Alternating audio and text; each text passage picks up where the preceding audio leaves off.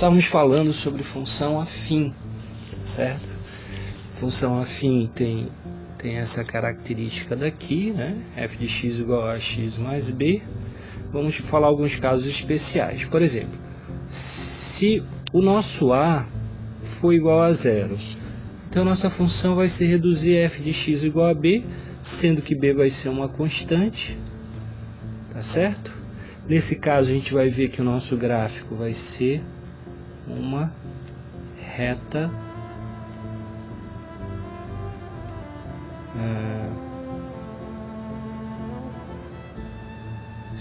horizontal. Tudo bem?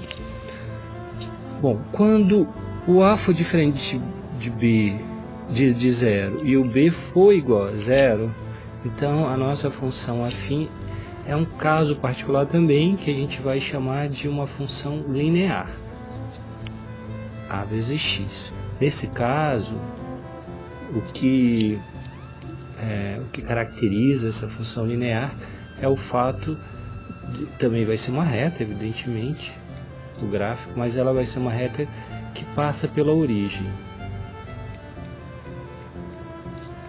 tá? Passa por 0, 0.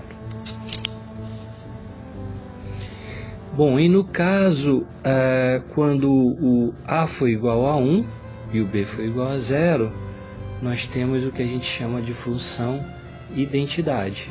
No caso, o que seria a função identidade?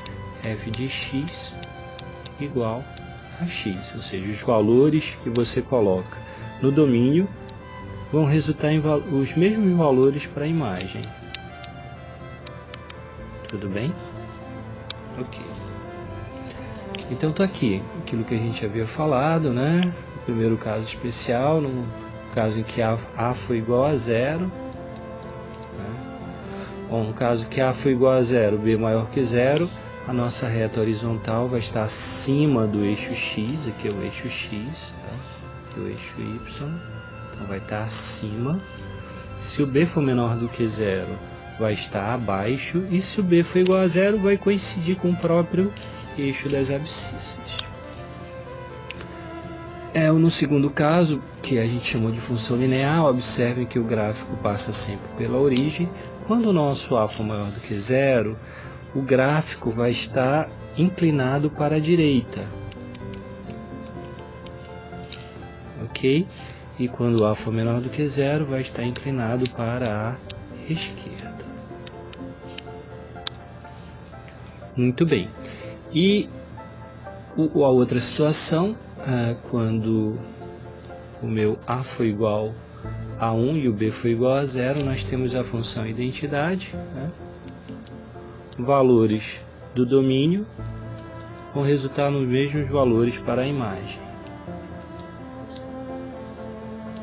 Isso que é o que caracteriza a função identidade. O que é uma função quadrática? Bom, uma função quadrática é uma função desse tipo aqui, gente. Vejam, ela se chama quadrática porque vai ter um expoente de grau 2, é o maior expoente, em verdade, envolvido nessa nossa função. O meu a necessariamente tem que ser diferente de zero, porque se for igual a zero vai se reduzir a uma função afim. Tá? Então ela vai ser chamada de função quadrática, ou função polinomial do segundo grau. Aqui tem uma atividade que a gente vai deixar para vocês, tudo bem? Para vocês tentarem determinar quais são os coeficientes A, B e C, né? Aqueles coeficientes A, B e C. Vocês viram na definição de função quadrática em cada um desses exemplos. Tudo bem?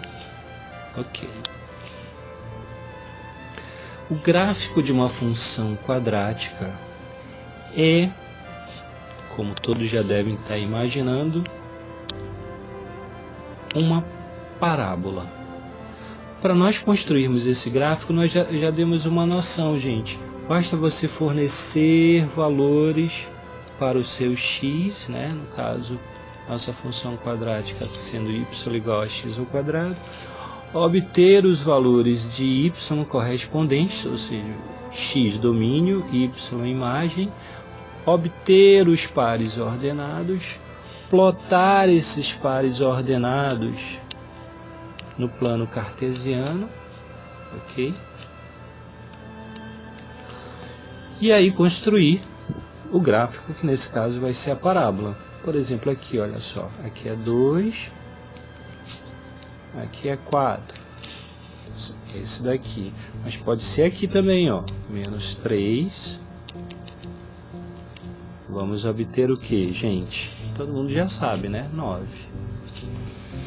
Faço uma pergunta para vocês. Esse ponto daqui em relação a esse ponto, eles são simétricos? São simétricos, esse ponto e esse ponto. São simétricos em relação a qual eixo? Só uma perguntinha básica. Muito bem.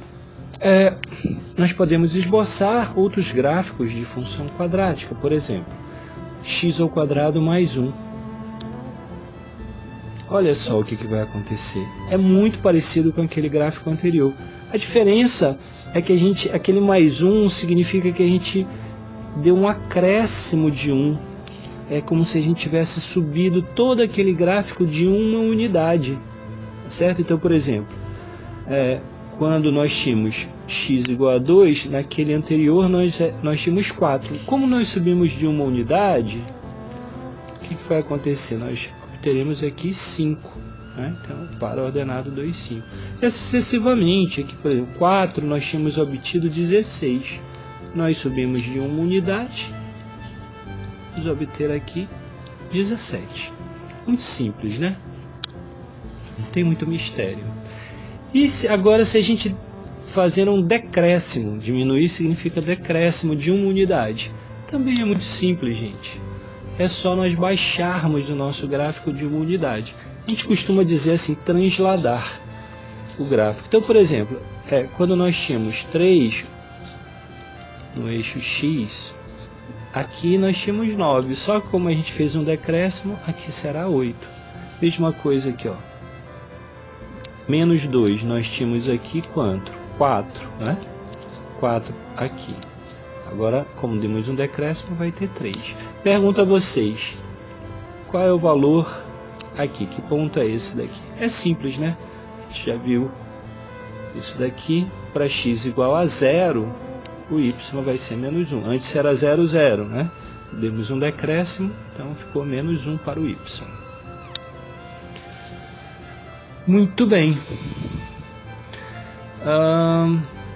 Bom, vou deixar agora um exercíciozinho básico para vocês. Esboçar o gráfico dessa função quadrática, ok? Até mais, até a próxima aula, a aula 3 sobre funções. Obrigado.